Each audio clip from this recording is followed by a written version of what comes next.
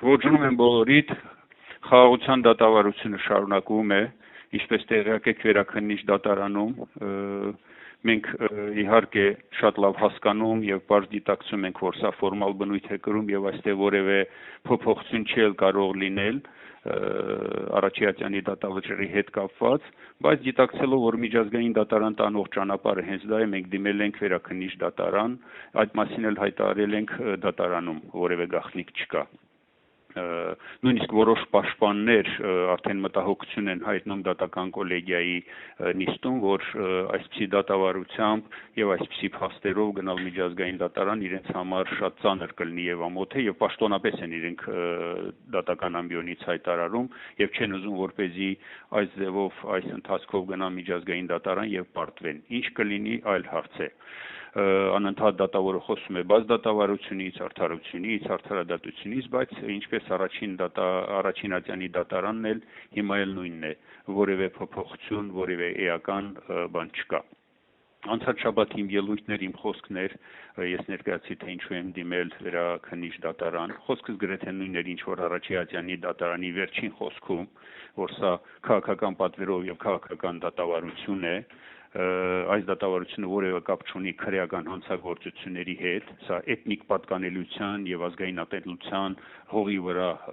դատավարություն է եւ այդպիսի մթնոլորտում է ընթանում եւ որ Արաչյանի դատավարությունը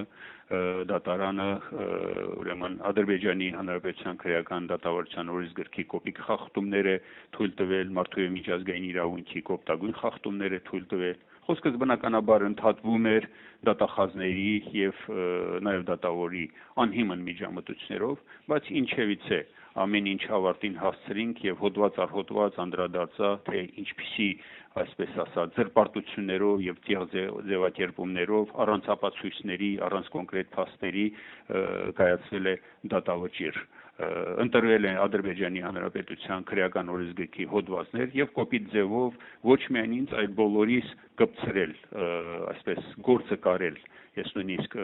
խոսեցի, որ սա կարված գործ չէ, այլ կարկատան է։ Օրինակ 93 թվականի ծնված անձին վերագրում են 91, 92, 93, 94 թվականի ռազմական գործողությունների համար կասկածանք եւ իբր թե դատարանում էլ այդ ամենը ապացուցվել է եւ վճռի մեջ էլ արտացոլում եւ կայացում վճիռ 15 տարվա ազատազրկում։ Այսպես է ընթանում, ինչպես ասել եմ Արաչյանում, նաեւ այստեղ հստակեցրել եմ եւ հստակ հայտարարել, որ սա հայ ժողովրդի եւ հայոց պետականության դեմ բացված դատ է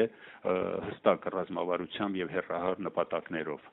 Կարևորը մեր ողջախոհությունն է, համբերատար եւ նպատակասված մեր քայլերն ենք անում, արժանի ելույթներ ունենք, իսկ միջազգային դատարանի եւ միջազգային ատյանների հետ կապված ընդհանրապես քմծիծաղով եւ արհամարական են վերաբերվում։ Ամենածանր այն է, որ մեր երեսին ուղղակի շպրտում են այսպես մտքեր, որ եթե ձեր իշխանությունները ոչինչ չեն անում եւ շահագրգիռ չեն ձեր վերադարձով, ինչ եք ուզում միջազգային ատյաններից կամ դատարաններից, ինչ կարող են նրանք անել։ Սա է վիճակը։ Արդեն լուրեր են շրջանառում, որ հավանաբար Գերագույն դատարանը մեր գործերը չի ընդունի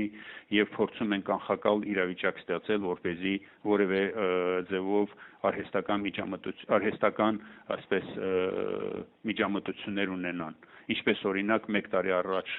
դեռևս մեր լիազորությունների հետ կապված հարցներ, որ 2025 թվականի օգոստոսից թե իմ, թե նաեւ որոշ